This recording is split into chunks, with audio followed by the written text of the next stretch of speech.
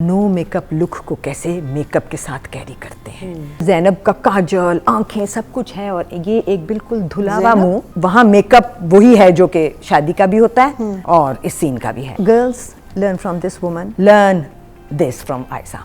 ये 2 एपिसोड्स बहुत मजे के थे, जिसमें कि 25 तो बिल्कुल स्टेलर एपिसोड थी, क्योंकि जब आप किसी एक्टर को सही लिखी हुई लाइनें और मजेदार सीन देते हैं ना, उसका माँ को कन्फ्रंट करना कि आपके हाथ से तो मैं जहर भी पी लूंगा। फिर उसके है ना जहर के बाद आया अब बाप के जूते, वाह क्या सीन था। फिर उसके बाद तस्वीर, तीनों मोमेंट्स थे।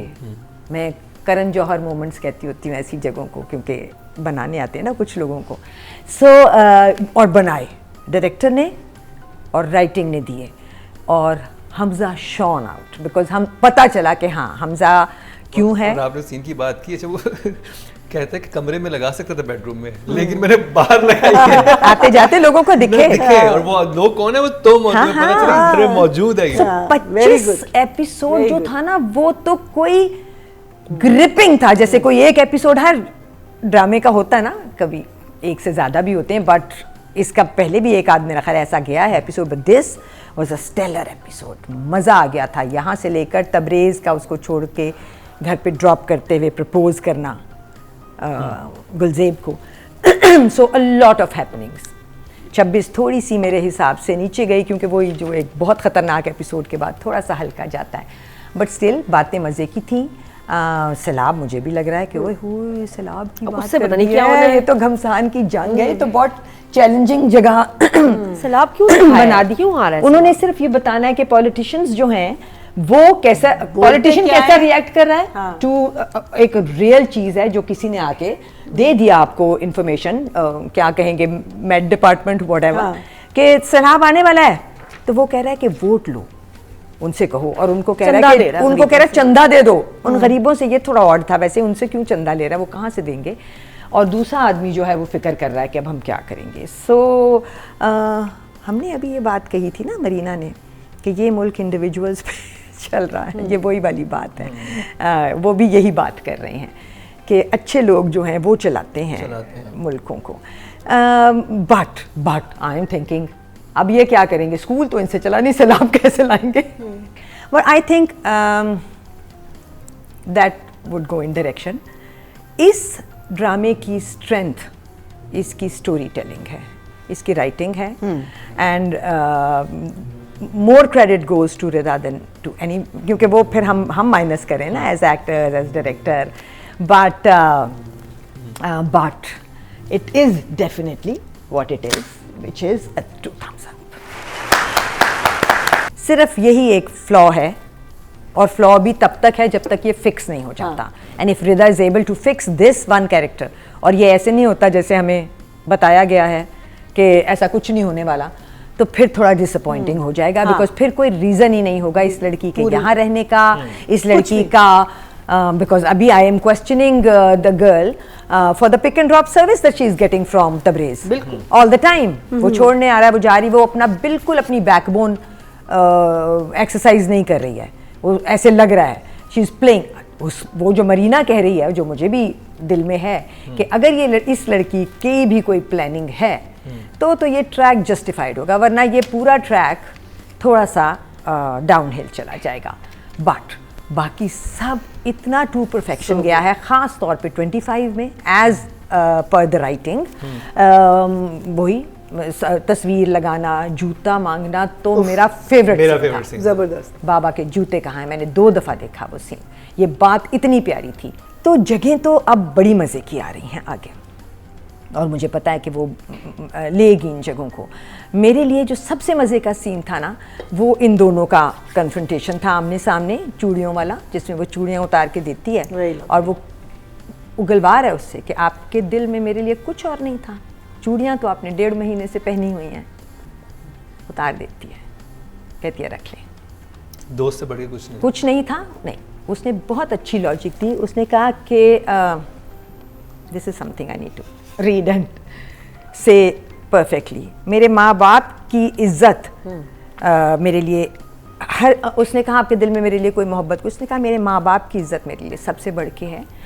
जो कि मुझे हवेली वालों के रवैयों से नहीं मिली, उनका जो रवैया था उससे नहीं। तो अब ये मुझे लग रहा है, शायद मैं ज़रा ज़्यादा ही ओवर थिंक करूँ, मुझे लग रहा है कि अब ये माँ से उगलवाने की तरफ जा रहा है। That's why spending so much time with the mother, है ना, कि तुम खुद बताओगी मुझे कि तुमने इस लड़की को क्या कहा। और जिस दिन वो बताएगी, जो तुम कह रहे हो ना हो कह के कैसे होगा, जिस दिन वो बता देगी कि हाँ मैं गई थी इसके पास और मैंने इसको कहा था कि तुम्हारी औकात, एक दफ़ा नहीं मल्टीपल टाइम्स कि तुम्हारी औकात क्या है, तुमने सोचा कैसे है, क्योंकि also the poison and the whole शक now on her killing the father, वो भी मुझे लगता है कि ये भी उगलवाएगा। बट अब हाँ, मगर अभी इस सिचुएशन को भी रिजॉल्व वो इसी एंगल से करवाएगा, क्योंकि वो माँ के साथ वो जो पहली कॉन्वर्सेशन थी ऑफ द एपिसोड 26, जिसमें वो कहता है कि वो उसको शायद समझ आ गया था कि उसकी जगह बहुत नीचे है और हम बहुत ऊपर खड़े हैं। इसने तो कभी उसको ये फीलिंग नहीं दी। कैसे आया, माँ को बिठा के कह रहा है ना, तो ओवरलैपिंग है माँ पे कि किसी ने उसको ये कहा है। So they going in the fine direction and I hope it stays there, it stays as gripping, as powerful as it is right now. I would definitely give Rida an 8 for these 2 episodes, mainly for the 25th. अच्छा, so मेरे लिए ये अभी तक writer का drama है, because the writing is the thing that is taking it places. Qasim is a very good director. He's a fairly good at placing people, the location, the shots, ambience, जैसे नादिया ने कहा, उस जगह को register करवाने में। But the only place he failed me, and he failed the writing also, was the school. क्योंकि जब आपका एक कैरेक्टर कहता है उठ के कि स्कूल के सारे स्टाफ को लगा दो सैलाब की तैयारी पे, और आप कहते स्कूल में स्कूल में कोई स्टाफ नहीं है, इतनी इमेजिनेशन तो नहीं हम चलाएंगे ना कि ओ है, आपको नहीं दिखाया हमने मगर स्कूल में बहुत स्टाफ है। ना ना ना ना ना, 2 आए हैं। किसी स्कूल में जाते गांव के और स्टाफ शूट कर लेते, किसी भी तरह करते, वाज डूएबल।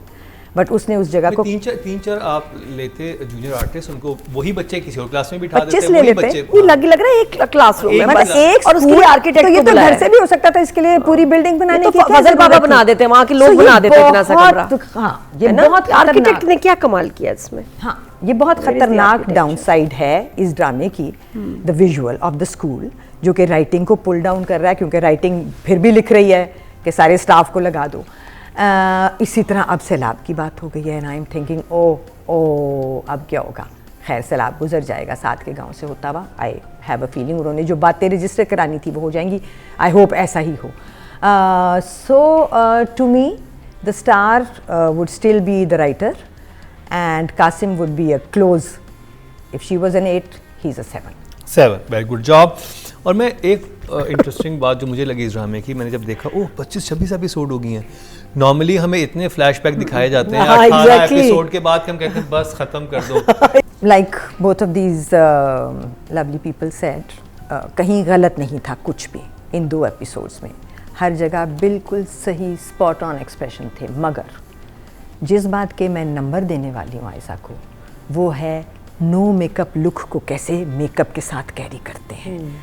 सीन है phone phone conversation between Manoor and Zainab, और ज़ैनब का काजल, आंखें, सब कुछ है, और ये एक बिल्कुल धुलावा मुँह, जीनत का और मानूर का सीन है। और वहाँ मेकअप वही है जो कि शादी का भी होता है और इस सीन का भी है। इसी तरह जिनकी कंप्लेन ये करती हैं beauty parlour, aunty beauty parlour. So girls learn from this woman, makeup किया हुआ है मगर ऐसा मेकअप है कि वो आपके सीन और आपकी सिचुएशन को प्रॉपर जस्टिफाई करता है। So I think all the girls of the fraternity right now learn this from Ayesha, no makeup look को कैसे कैरी करते हैं।